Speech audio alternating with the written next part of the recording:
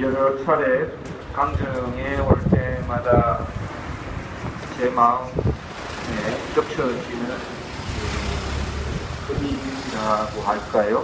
그런 그림이 있습니다. 그림이라기보다는 동영상이 제 마음에 떠오르는 동영상이 하나 있습니다. 20년도 의뢰 영화 여러분 다 잘 아실 거라고 생각을 합니다. 미션 다 보셨죠?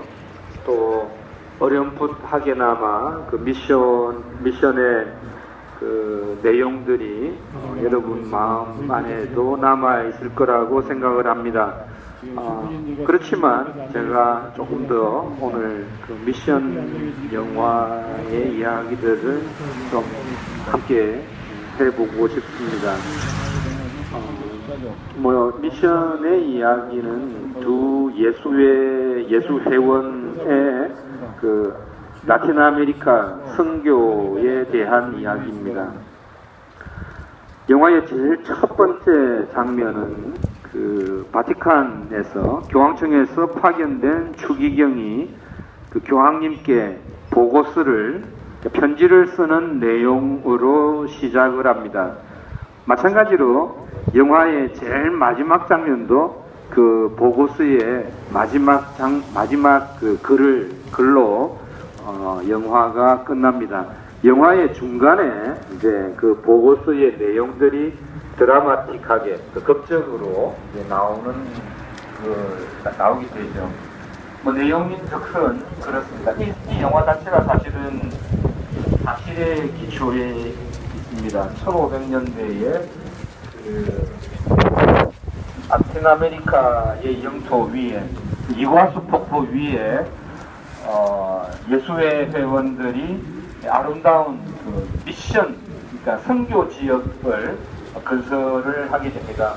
주민들과 함께 바이올린을 만들고 바이올린을 켜고 아름다운 선교 공동체를 만들게 됩니다.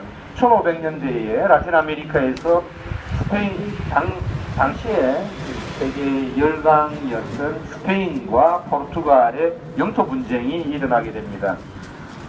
스페인 영토에 속했던 그 이과수 폭포 위 동네 예수회원들이 이루었던 그 선교 지역 원주민들과 함께 하느님을 찬양하면서 만들어 놓고 일구어 놓았던 그 아름다운 지역이 스페인 영토에서 포르투갈 영토로 넘어가게 됩니다. 그래서 포르투갈의 군대가 그 영토를 이제 점령하게 되어 가는 과정에 이제 교황청에서 추의경이 파견이 되었고 그 추의경이 교황청에 그 의사를 전달하게 됩니다. 그 선교 지역에 있는 예수 회원들이 철수해라는 겁니다. 그러나 그 예수의 회원들은 철수할 수가 없었습니다. 여러 가지 극적인 요소들이 있습니다. 그 예수 회원 중에 한 명, 로버트 드니로가 열연했던 한 수사는 원래 예수 회원이 되기 전에 원주민들을 사냥해서 팔아넘기던 노예 상인이었습니다. 그러나 회심의 과정을 거쳐서 정말 그 자기가 잡아서 팔아먹던 그들을 위해서 끝까지 헌신하겠다는 그런 회심의 과정을 거쳐서 그 자리에 왔기 때문에 이 사람들을 버리고 교황청의 명령대로 철수할 수가 없었습니다.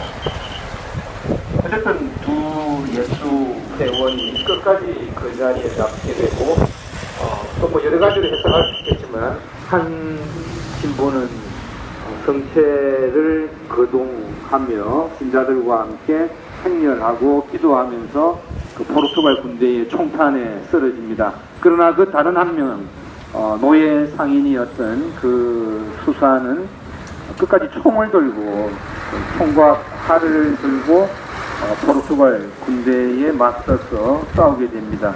이런 여러 가지 드라마적인 요소, 극적인 요소들은 영화가 만들어낸 것이겠지만 1500년대에 라틴 아메리카 안에서 스페인과 포르투갈의 영토 분쟁에 의해서 예수 회원들이 가꾸었던 선교 지역이 쑥대밭이 되고 예수 회원들이 목숨을 잃게 된 것만은 역사적 사실입니다. 그 영화 안에서 적어도 저에게 가장 큰 깊은 울림으로 남았던 것은 포르투갈 군대가 그 선교 지역을 완전히 쑥대밭으로 만들고 나서 모두가 다 죽은 이후에 몇몇 살아남은 아이들이 그 바이올린, 그 부서져 버린 바이올린을 다시 들고 함께 모여서 다른 곳을 향해서 가는 모습입니다. 마지막 장면이죠. 언제나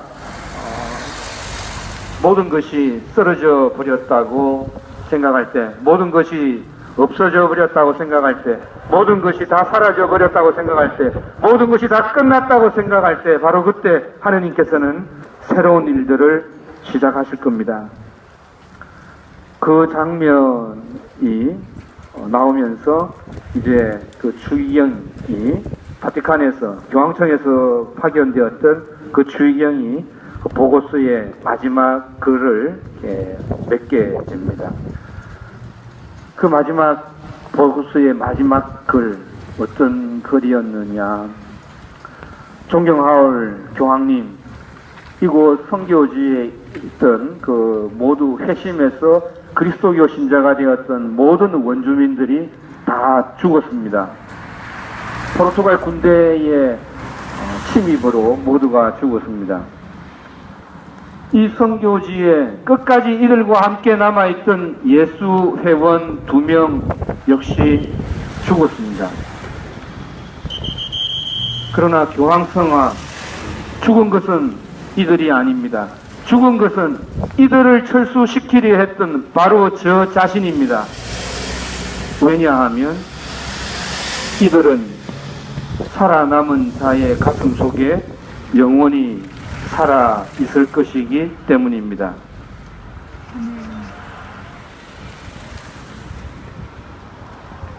예, 저는 강정을 오게 되면 언제나 방금 제가 말씀드린 이 미션의 이야기들이 제 마음 구석에 계속해서 자리 잡고 있습니다. 강정의 그 사람들이 수백 년 또는 지금 살아있는 분들의 이야기로 하자면 수십 년 지켜왔던 이 아름다운 곳을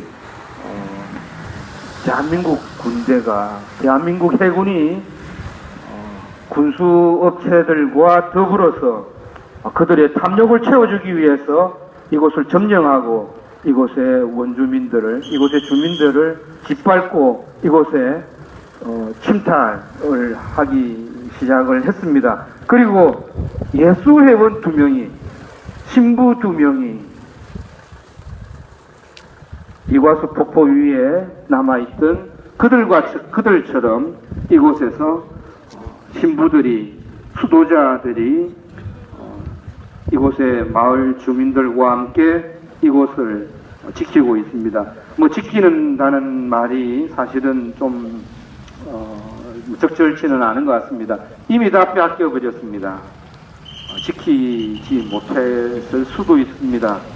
그러나 이과수 폭포 위에 그 아름다운 선교지를 그들과 함께 끝까지 있었던 예수 회원 2명, 그들이 죽었지만 그 죽음이 죽은 것이 아니라 정말 새로운 시작임을 하느님께서 우리들에게 보여주셨고, 우리들의 마음 안에 계속적으로 불러일으켜 주듯이 강정 이곳에 우리들의 기도가, 우리들의 마음이, 우리들의 몸이 끝이 아니고 사라지는 것이 아니라고 생각을 합니다.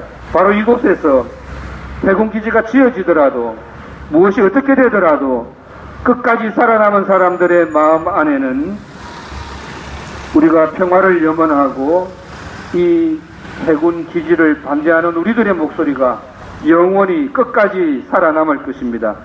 적어도 하느님의 귀에는 우리들의 목소리가, 이들의 들리지 않는 목소리가 끝까지 살아남아 있을 거라고 생각을 합니다. 오늘 우리는 1월 21일 성녀 아네스 동정 순교자 기념일 미사를 봉헌하고 있습니다. 오늘 미사 시작 때 우리는 함께 이렇게 기도했습니다. 세상의 강한 자들을 부끄럽게 하시려고 약한 이들을 선택하셨으니. 그렇습니다. 하느님께서는 세상의 강한 사람들을 부끄럽게 하시려고 약한 사람들을 선택하셨습니다.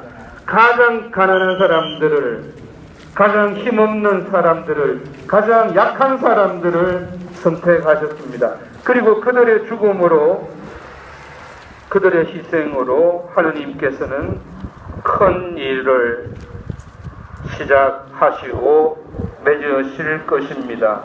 가장 약한 모습으로, 가장 가난한 모습으로, 가장 비천한 모습으로 예수님께서 오셨고, 또 예수님께서 가장 억울하게 십자가에서 희생되셨습니다.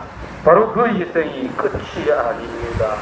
바로 그 희생이 끝이고 모든 것이 사라져 버리는 것이 아니라 바로 그 희생으로 또 그 끝으로, 그 실패로 하느님께서는 큰 일을, 새로운 일을 우리들에게 불어 넣어 주십니다.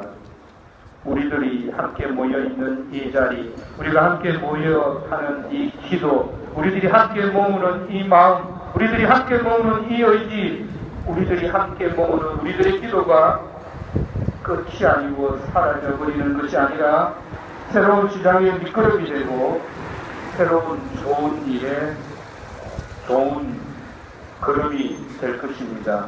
하느님께서 우리들에게 그렇게 우리를 불러주셨고 우리를 통해서 좋은 일들을 하실 것입니다. 아멘. 아멘.